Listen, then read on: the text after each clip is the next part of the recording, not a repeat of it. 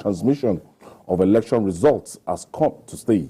I'll be hanging out with Babajide Kolade Otitoju and Gani Kaide Balogun. So if you're ready, let the hangout start now.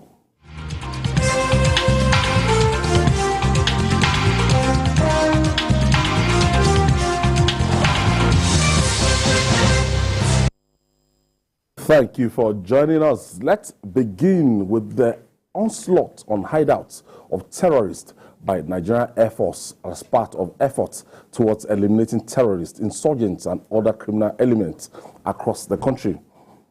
Aircraft under the air component of Operation Hardin Kai carried out airstrikes on terrorist enclave in Sambisa Forest and the Tumbus in Borno State with some degree of success. The locations included the enclave of notorious terrorists Fia Ba Yuram, the current ISWAP leader in Sambisa Forest, but it cannot be ascertained if he was among the terrorists neutralized in the strike.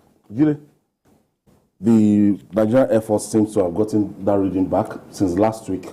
I've been hearing stories of major bombardments across the country, and if this is sustained, we'll get the results we wanted. Now, tell us about this ISWAP leader. We can't confirm yet. Yes, they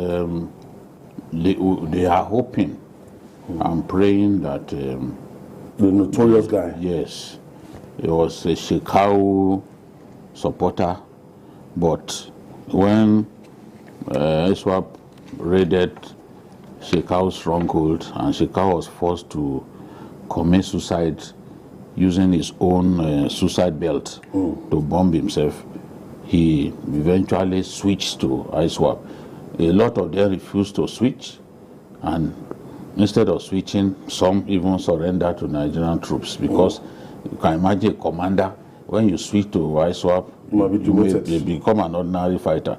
So for that reason, and the fact that they could be on vengeful killing of Shekau's people, given years of animosity, some of them decided that no, let us not join them. Rather than join, we will go and join Nigerian army and stop fighting. So this guy was one of the few who remained, and he retained control, the command of the Sambisa area, because the terrorists have leaders in the various areas. For example, they have leader in Goza, they have leader in charge of fragmented, so to say. The point I'm even making is that the various territories, for example, the Mandara Mountains, they have somebody who is the commander for Mandara Mountains. Because the Mandara Mountains stretches from that Goza area, and the other side of it is Cameroon. So it's a very strategic area for them. They hide on top of it from bombardment and all that. So they have various territories assigned to each person, more than 100. What a shame. So in this case now, the Air Force, relying on reliable intelligence, decided to attack a group of people inside Sambisa because there was a lot of activities going on. They then sent the jet to go and raid them, and the assessment showed that a lot of those guys were killed. Some of them went to hide under trees. The plane continued to bomb them. So they want to believe that he is part of those killed. But terrorist leaders are not so easy to kill like that, as we discover with Shekau. You will say you killed him, we will discover that you didn't kill him. So in this case, they are just very sure. The Air Force is being careful. We say, look, so that we know that another case of Shekau, the attack was successful, but we don't know whether we took him out. If we took him out, we'll be happy because it's a major threat. So, and in fairness to them, especially in the Tumbus of Lake Chad represent the power base of ISWAP, because that was their own headquarters from the beginning. And we never launched a major operation to take that place from them. But the Air Force has been bombarding that area using the Tucanos and relying on the precision of the Tucano to decimate those guys. And everyone knows now that the attacks on troops have gone down significantly in the northeast. We are not reading those reports anymore. It is because successes are being recorded against them. They can't even plan. In the past, they will have the luxury of planning an attack and carrying it out. Wherever they are gathered, unmanned area vehicle will size them and go and take them out. If it's not unmanned area vehicle, it is the Tucanos.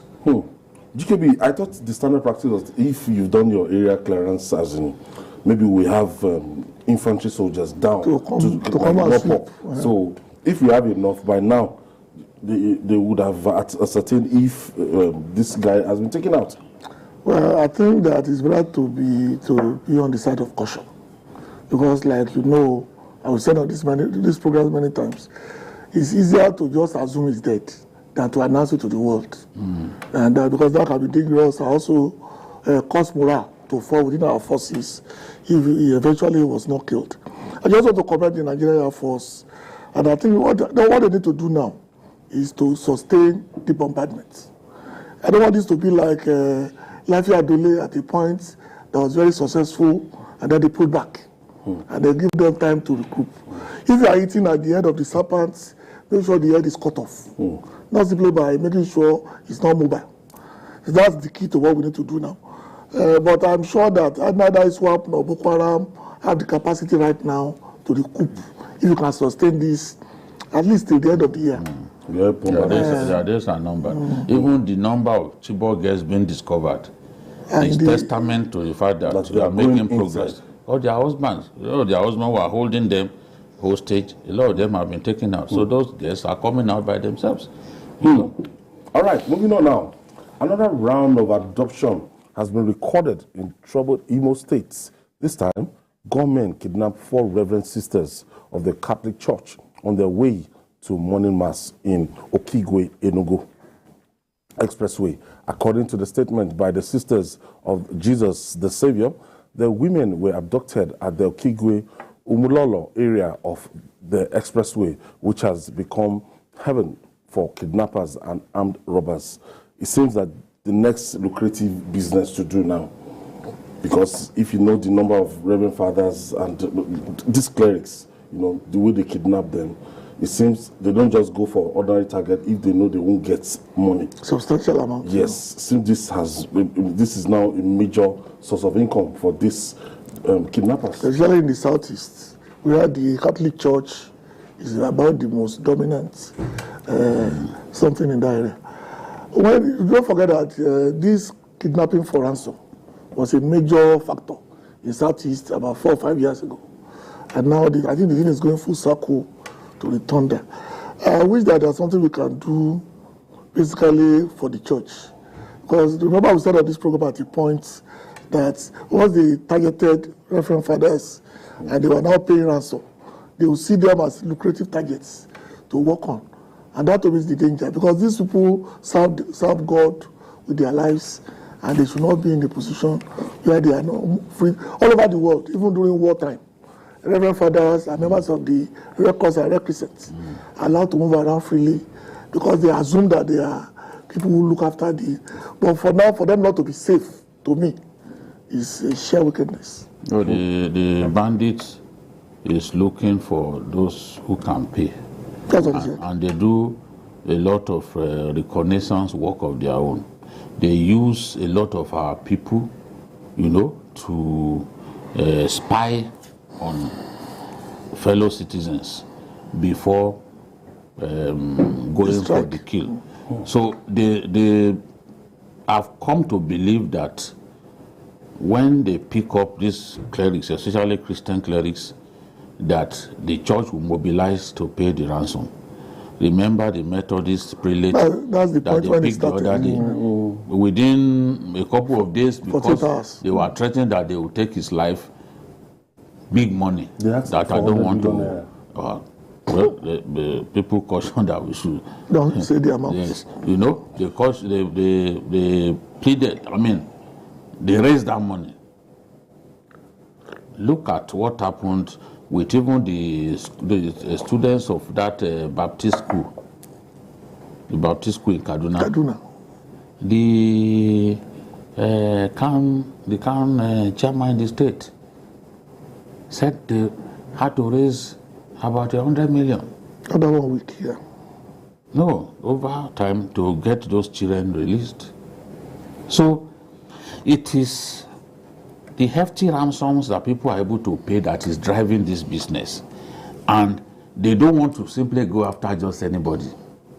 They seem to have come to the conclusion that these Christian clerics will find the money, they will raise the money, the church is rich, the church is buoyant, we see pastors flying in private jets and all that. So they are deliberately targeting these clerics. I'm looking at the level of, you know, the growth of this industry, the conscription, the way they conscript. The thing must be very lucrative. It is. And the way they are being apprehended is not incommensurate with their success rates. Even the level of efforts is not commensurate with the income that they will get. With the profit. You know, Yoruba will say that a thief never loses anything because he never invested anything anyway. So, like you said, you have to look at the people in particular a segment of society where it will be easier to raise the money. And the church, either this side or this side, seems to be the next big thing that they're going. Don't forget when it started with foreigners in the south. Yes, oil workers and all that. And now it seems that they've moved on to the clergy.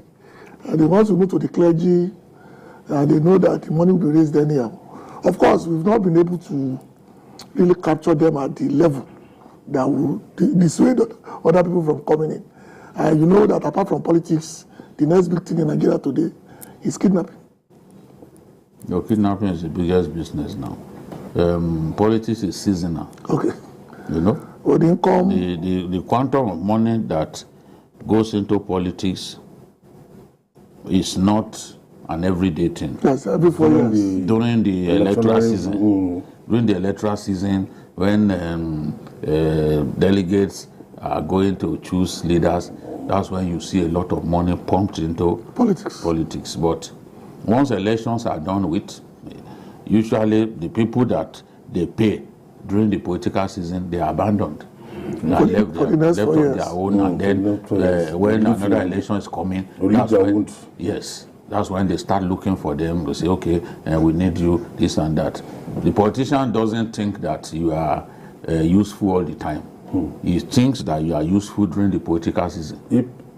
And they understand they know how to use people on them. That was how even people like Asari Dokubo, the rest of them, how they became militants. Because you used them and dumped them. The same thing with Boko Haram in the Northwest. The original Boko Haram. They were originally called the Ekomo Boys. They were used by politicians and then later on left on their own with the guns that they bought for them. Even the 2015, don't forget.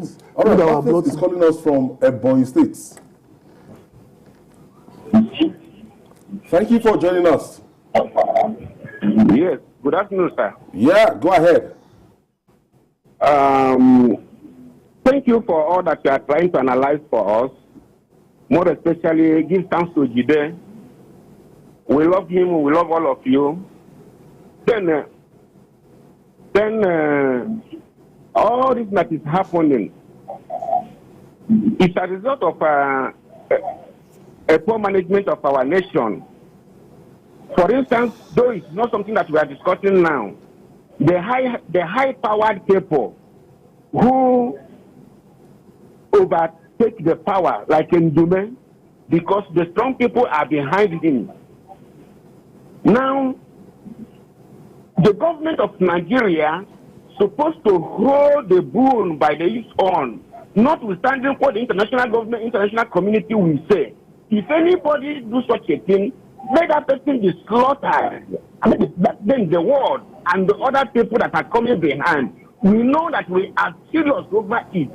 Now, this type of thing will not continue. There are too much of preparing this issue of. Thank you, Martins. Martins is talking about capital punishment. Then, but Jide, look at our highways. It's now very unsafe to drive from one part of the country to the other, even within the southwest, even outside the southwest.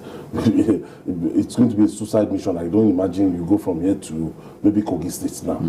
Because those ones, they have active ISOAP cells all around. Yes. And I don't know, maybe the federal government, maybe the government, maybe they are concerned about what's happening. I think they are concerned, but they just don't have the strategy. They are not adopting the right strategy. The idea of going after the terrorists after he has attacked you is what the army was doing in the Northeast for a long time. But today, the army is going after the enclaves of those guys. So there is no rest for the wicked. But where you wait until you are attacked is after they've attacked you that you will now go and be raiding them. You saw what happened when they killed those Brigade of Guards people. That was when it now occurred to us to go after their camps in the Federal Capital Territory. We cannot say that we spend so much money. We spend so much money on defense, and we do not have the capability to gather the right intelligence, credible intelligence, actionable intelligence that can lead us straight to the den of these good-for-nothing people. You look at the testimony of that soldier. He said the way they were prepared, as in the onslaughts against them from inside the Abuja forest. Yes, because those boys, they came with everything. They have training. Even the Boko Haram, the earliest stage of Boko Haram insurgency, they were trained in Somalia. And Libya. They were trained in Somalia by the terrorists there. So weapons handling is not new to them. Did you not see a video of Boko Haram when they were occupying Goza with one of them driving the armor tank and even doing a 360-degree U-turn? That were confiscated. Yes, you did 360 degrees on the road. So there are even some of our own renegade soldiers, that dismissed, like dismissed warrant officers and the rest of them, who ended up helping them. I guess those are even the people who trained them on all of these things. All right, some local security personnel have been caught in another misdemeanor. Now, the police in Yobe have arrested 2 soldiers over the murder of an Islamic cleric, Sheikh Goni Gashuin. He was killed on Friday in Karasuwa local government area of the state. The police public relations officer in the state, Dungus Abdul Karim, who confirmed the incident, said details will be released in a few days. But according to a member of the vigilante in the state, one of the soldiers requested for a lift from the cleric who was returning from Yobe to Kano State. Jide, I saw this story yesterday, and it's turning into another thing, as in the interpretation people are giving to it. But this is not fair enough.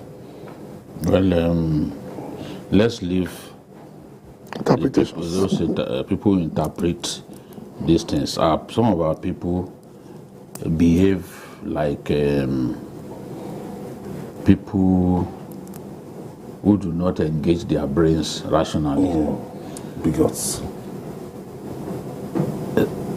Bad people are in the army. Soldiers behaving badly is not a new thing in our country. All over the world. We've seen in that same Yobe state a soldier working with bandits, and when he was arrested, he took his own life when they were taking him to go and lock him up.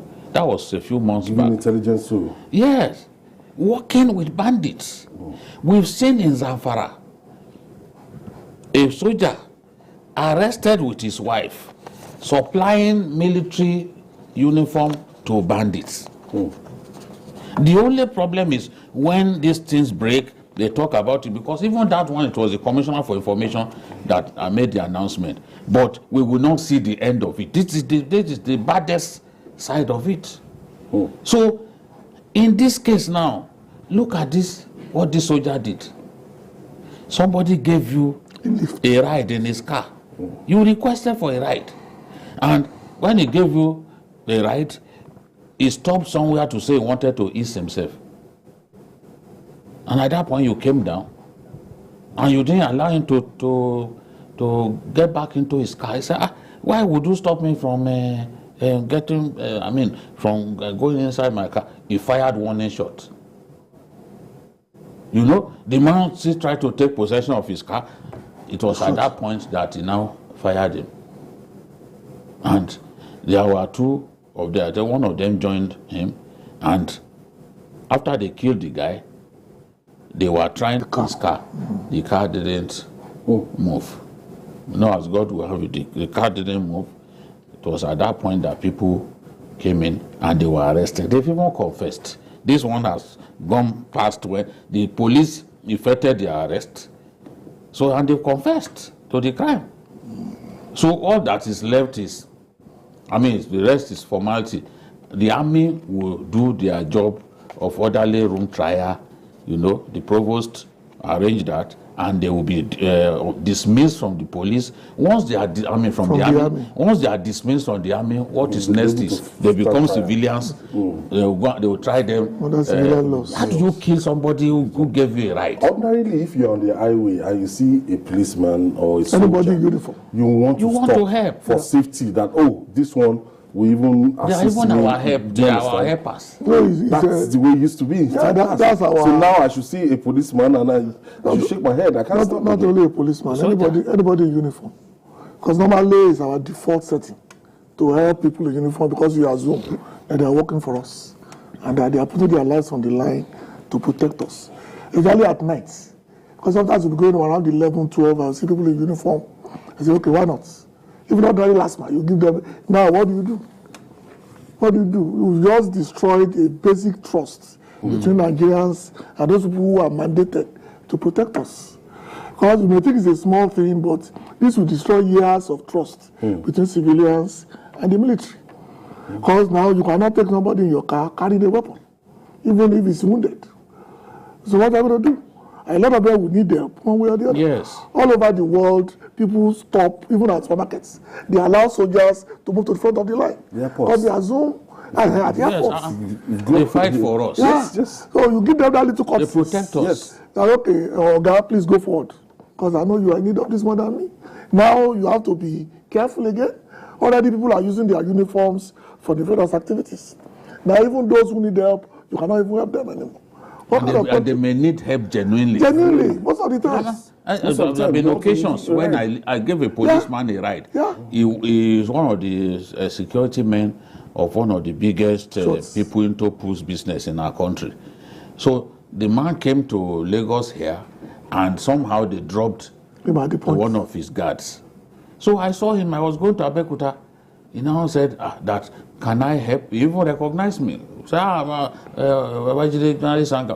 stopped. I picked it. I was the one who dropped it in front of Obasanjo's library. So if I find myself in that situation again, given the fact that a soldier will go and rob like a common criminal, how will I feel? When I even saw the brand of the car, I'm sorry, I was like, what do you that one must be a practice thief. No. Compulsive thief, a thief from the cradle, because there's no reason to behave like this. No. The chief of defense staff raised an alarm the other day about the increasing level of criminality by soldiers, especially supporting bandits. He reeled out a long list. A catalogue of cases involving soldiers. Ibrahim from Lagos, thank you for joining us. Yeah, good evening. I hear Babaji. All right, go ahead, Ibrahim. I am a retired soldier. What is happening in this country today? Oh, you're a discharged soldier. I think we're in a very big shit. Do you know, I drive all the way from Buhari to Lagos. And I left police checkpoint. Soldiers checkpoint. And our request for money these days is unbecoming. I know from only because all soldiers, policemen who ask me on the road is, or what you carry. You know, just after, at the moment you say, okay, for instance, let me set an example. Maybe a man who is even carrying a truck, he has a weapon inside, for instance. What you carry, and the man says, na scrap things, 2,000 maybe scrap, or every, and nobody cares to even check what the man is carrying. Thank you, Brian. And it's not even only in the military or in the police, all ramifications all over the country, in all sectors. People are just after this money. Thank you, Brian. And all the ones that... Thank you for your contribution. We'll take this breather. When we come back, we'll talk more. Keep it locked. We'll be right back.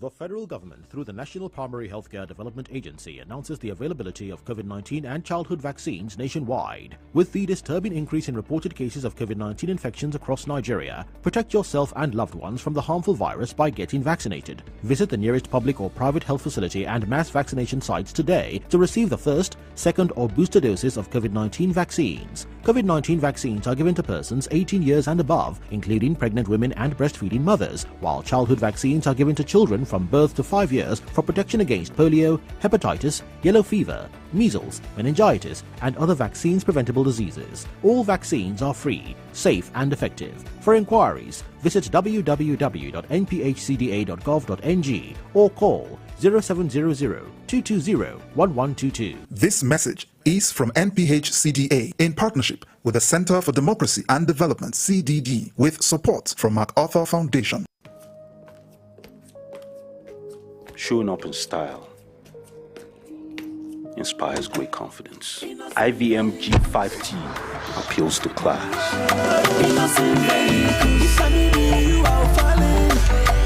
Time is of the essence. With IVM Kappa, business and meetings are always on the go. Fun time with the family. Thank you to IVM Kingdom.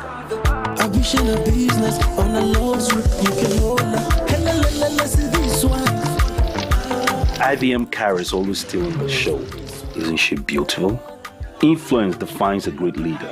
IVM Seriki is Africa's commute king. Strong, reliable, and durable.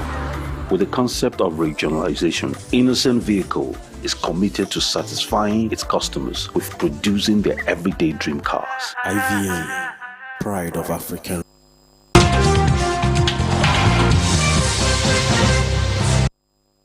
Welcome back. If you are just joining us, this is TVC News Journalist Hangout, and I still have Babajide Kolade Otitoju with me and Gani Kairi Balogun.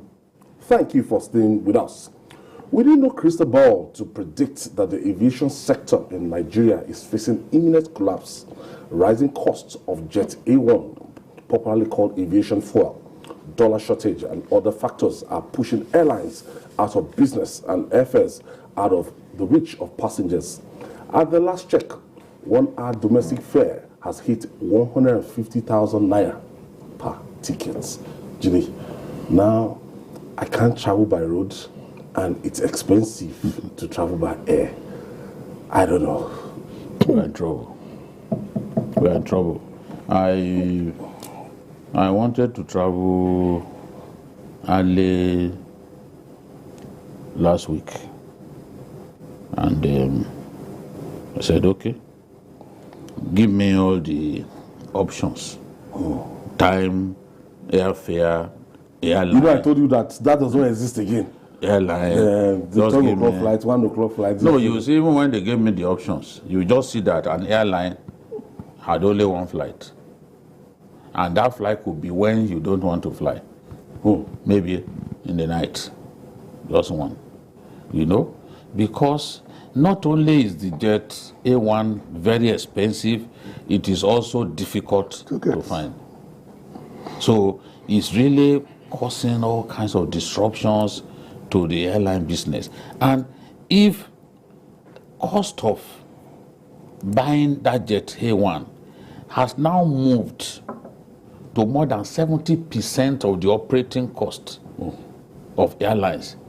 Because before now, the issue of spares, salaries, and the rest were a big deal. But today, the cost of airfares, the cost of Jet A1, the aviation fuel, has risen to account for more than 70% of the operating cost. And this is a business totally denominated in foreign currency. Pilots get paid in dollars. The spares are bought in dollars. Everything. The C check, the D check, everything in dollars. You outside the country. Outside the country. So how do you then cope? FX is difficult. A lot of them are forced to go to the black market. You keep telling us that the black market is illegal, is this, is that. But if people can't have access to forex to get through the banks and all that, because the banks too continue to do their own shady deals or passing. You can't get BTA, you can't get BTA. They pass it to their friends. They will say, okay, there's an aboki there that they imagine from inside the banking hall, you'll be directed to an aboki to sell to you. How are people going to cope? Moving from like 225 naira per liter to about 1,000 naira per liter in just a matter of a few months between March and now. How can they cope? And we seem like a country that when there's a problem, we just resign to fate, we are powerless. These people have been complaining. They went to the National Assembly with the House of Reps, even had a special session on them, conducted by the deputy speaker, Wase. But at the end of the day, we have not seen a single effort to solve the problem. We can't even see. So how are we going to cope with these affairs? This amount of 150,000. Ordinarily, if you want to travel on first class for local, and that's how much you used to before now. That was, so now you will take economy with 150,000, and how much will you take priority? There was a time last year or early this year that you could get a flight to Abuja on certain days for 15,000. As well. Depends on the time of the day. If you book early. And that means this is online. If you book online. The mathematicians will call this 1,000% increase under 4 months. And this is a security risk because Abuja is the federal capital. People have to get to Abuja anyway to conduct government business. Every week. Some people on a daily basis. There's no way some people not get to Abuja between Tuesday and Thursday to conduct government business. Some have even private business. Some have court cases. That's what I'm going. They have court cases. They have to go. People have to go for Supreme Court hearings. They have to go to National Assembly for all these committee hearings. A lot of people must be in Abuja for that. And the only way to go to Abuja. Some people live in Lagos. They work in Abuja. They live in other parts of the country. The only way to get to Abuja is by flights, and now that's out of the reach of everybody.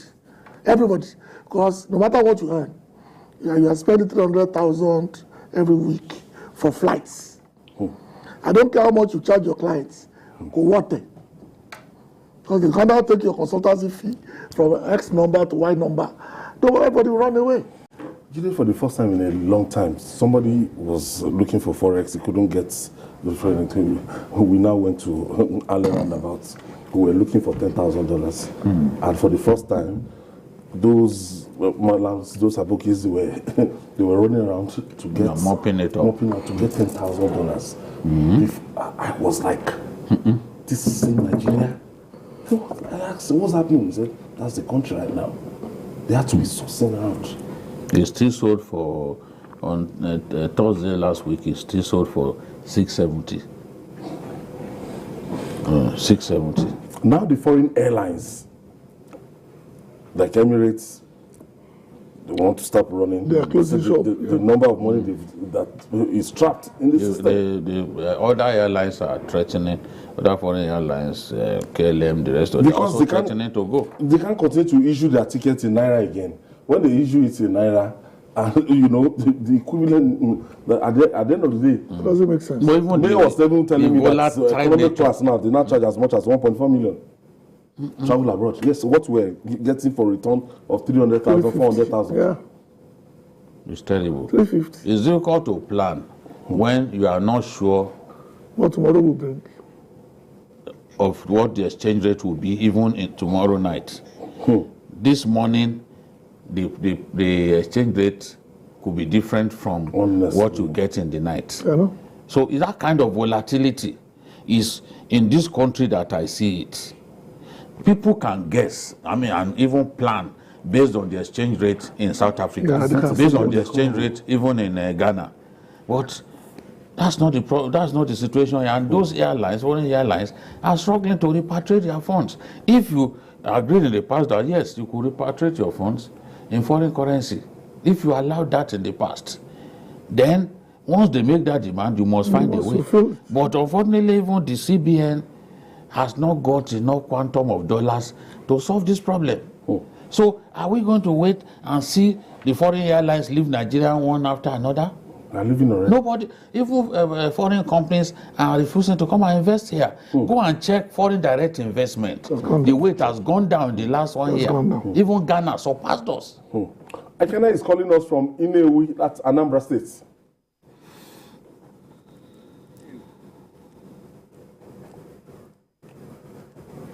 Hello. Thank you for joining us, Ekene. Yeah, thank you. Thank you very much. Babajide, thank you very much. Thank you everyone in the studio. I greet you, Ekene. Thank you for everything that you people are doing, because you are really doing a great job. Thank you. You are really doing a great job. God bless you all in the studio. I want to talk on the security. Sorry to draw you back. All right. I'm in Anambra State now, and today we did not go out. Because we are in a Monday sit at home. Monday special. The problem there is not we are not happy that we are sitting at home, but the fear is the fear of insecurity. But because when you go out, your life is at risk. It's either you are killed or you are being kidnapped. That is the fear. It's not we are not happy that we are sitting at home every Monday, not going to our job, not going to our work, not going to our business. But the fear, just look at the sisters that they are just kidnapping in Imo State. That is the fear. Even we cannot even drive around our city. Our city where we are, we can't even drive around freely.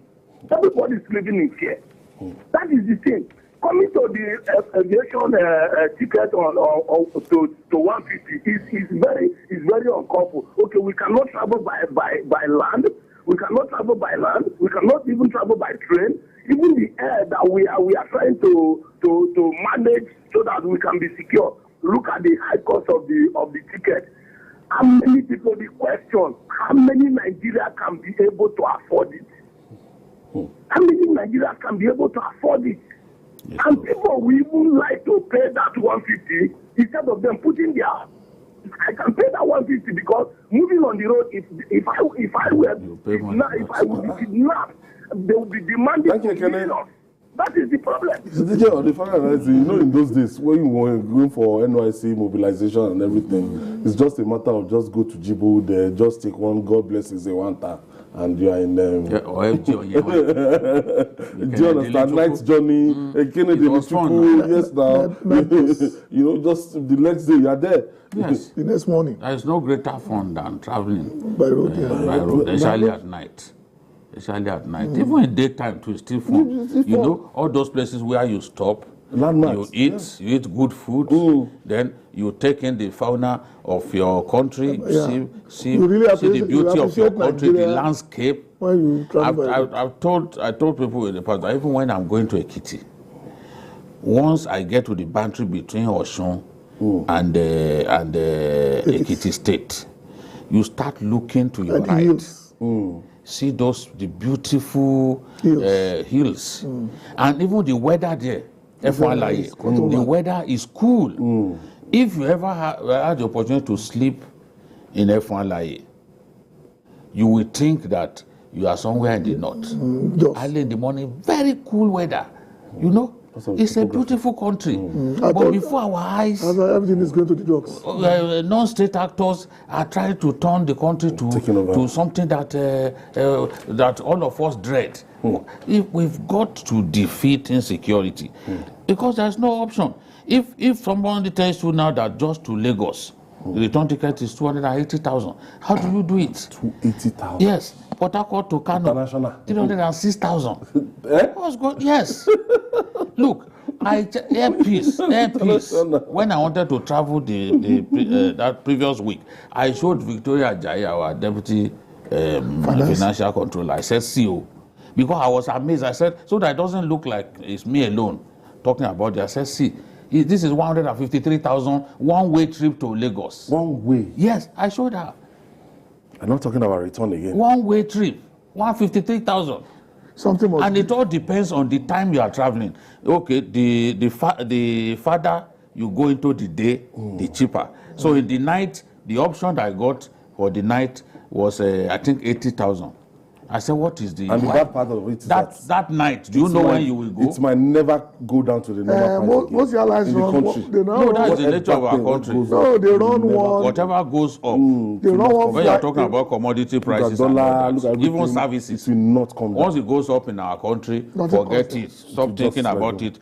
The people will feel that, look, let them continue to make the money. Even if the prices of the commodities that push them to increase prices come down, they will still not agree.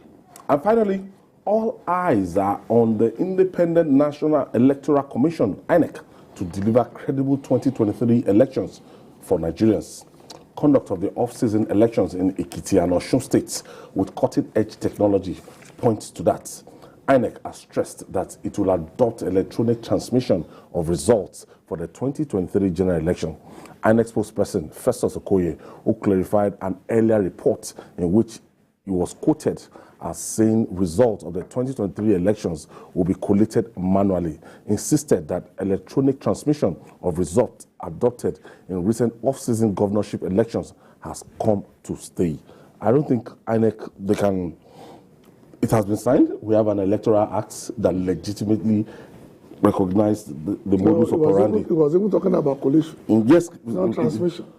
Sometimes you wonder whether the English language is now French or Chinese. Because I read the report yesterday and I understood exactly what he was saying. Collation, even in the ward or whatever center, you still have to count it manually. It's done manually. It's the result you now transmit electrically. It's two different things. But people... Or the result from the polling units. Yes. But somebody because somebody might go to court and the court will require physical proof. Yes. So that's why they have to collect manually. Yes. Only the result is transmitted electronically. So when people start fighting themselves, I wonder, what's going on? This is as clear as day. This system is called bimodal. That's two. That's both manually and electronically. That you still have your form EC8A from the polling unit. It gets more signage. Yes, and the thing will still be transmitted online.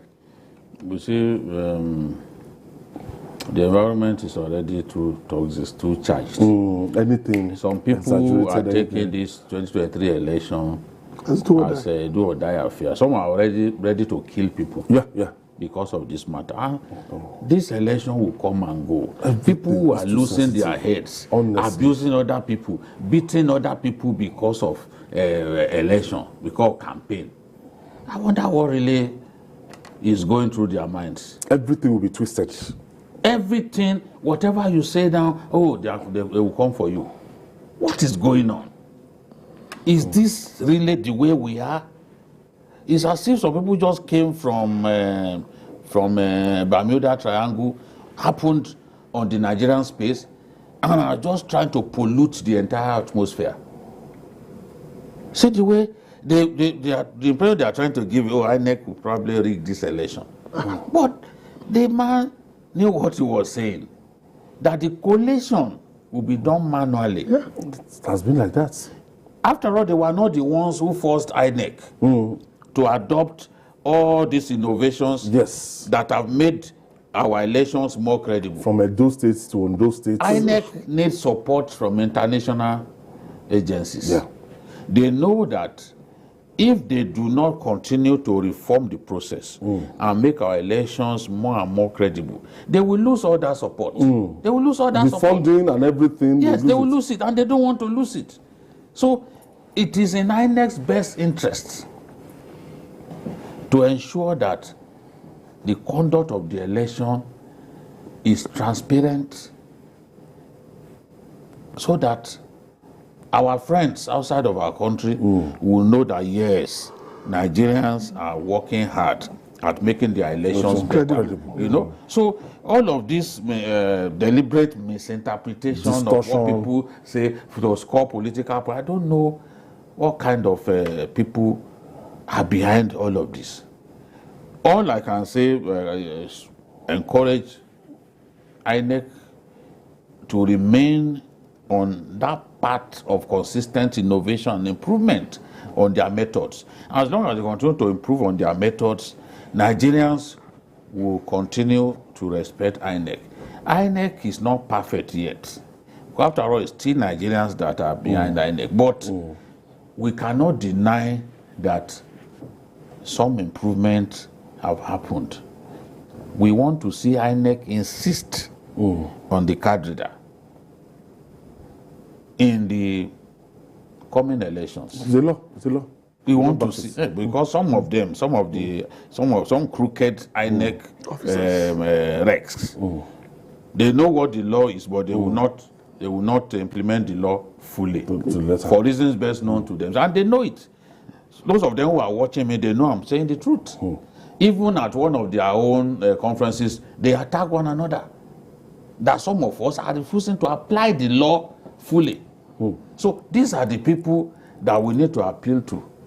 That this progress that we have seen, they should allow the progress to continue, so that confidence in our election will become greater. We now know that it's the politicians that we have to face. INEC is doing his bit. When I got the results from Kenya, this is not in any way to, undermine what they did, but I just looked at, I was told that Professor Mahmoud was an observer too. He went there. Yeah. But at the end of the day, they couldn't get 100%. It was more than 100% what they got at the end of the day. And I said, look, at least our own INEC, we've gone past this stage. Yeah, we have. We can't be holding election now. And the number of people that came to vote and everything, that even 4 of their resident commissioners had to take a walk. Yeah, it's because we always deride our own. The human factor. We always deride our own because we have agendas to pursue. I think the INEC of 2022 is not the INEC of 1999. At all. They've come a long way. And of course, only God is perfect. And there'll still be errors and there'll still be human errors. But that's also taking away the fact that based on what we've seen in Osun, what we saw in Ekiti and Edo, can hardly rig through INEC. We are now waiting for it to be done in a full Nigerian factor.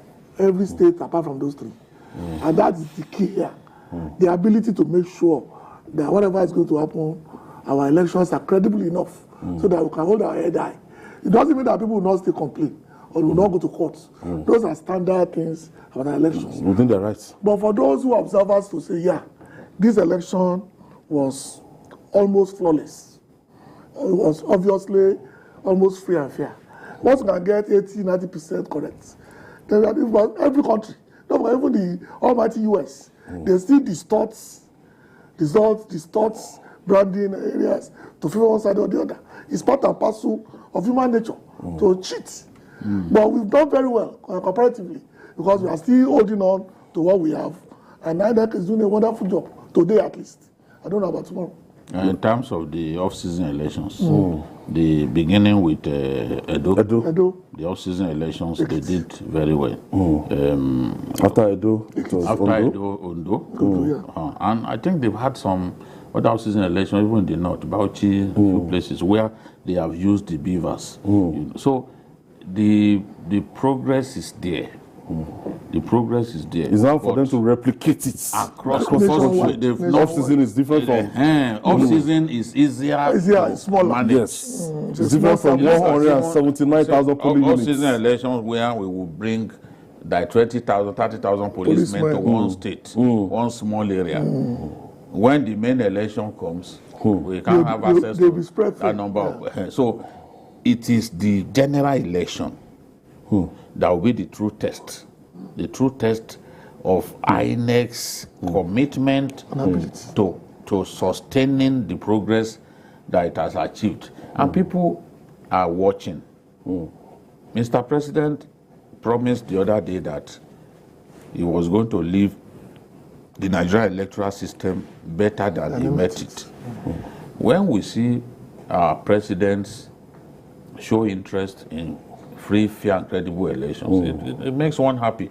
Goodluck Jonathan demonstrated that honesty, that desire to improve our electoral process by bringing a man who was part of the Ways Committee. Atahiru Jega didn't want the job. Jonathan sent people who are close to him to convince him to accept the job. And at the end of the day, he presided over the defeat of Jonathan. So Jonathan already said, look, and if you remember, my ambition is not worth the blood of and if you remember, the pressure, Jonathan was pressurized to drop him even before the election. Yes, they told him that this person will not support you, this and that. They wanted us to return where people would simply write results. But thank God, we had the electronic accreditation process, which is called card reader. He came to help us. They had used it in Ghana, in Kenya. We too, we used it, and it has helped to improve the quality of our elections. So the president has said that, and I want to believe that the president will honor his word by ensuring that he does not get involved, does not interfere the same way he didn't interfere in the Anambra. The same way he didn't interfere in the APC presidential primaries. Yeah. We told him, don't get involved. It is Nigerians who will choose their leader. Don't say you want to choose your successor. No, you can't do that. It's not your place to choose your successor.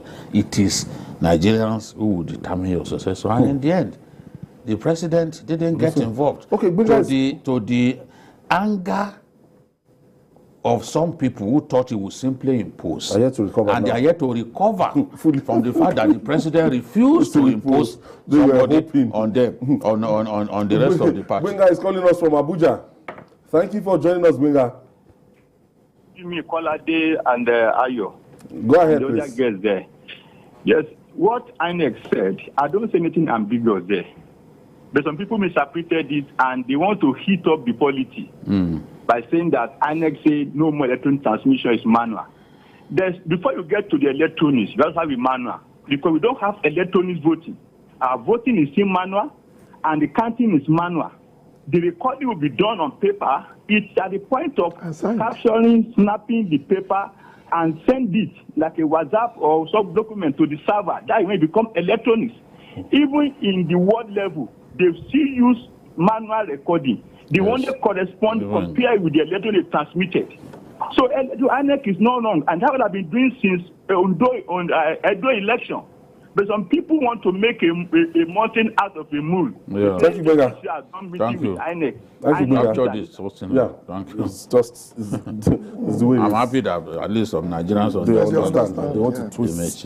Yes. It is in our people. It is in the character of our people to be crying like a baby all over the place when things don't go their way. And the Yorubas will say, "Ekun egbere, akedaleni."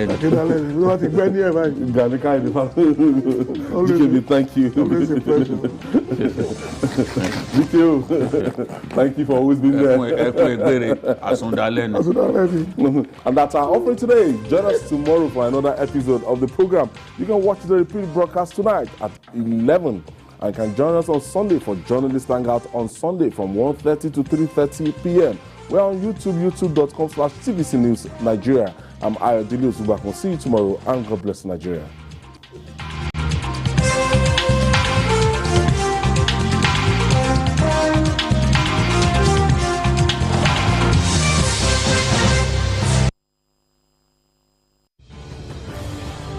Join us to stop crude oil and product theft at production sites, on the pipeline, at terminals, at the depots, on vessels, at refineries.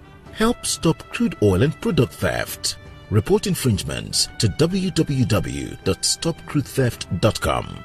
You can also validate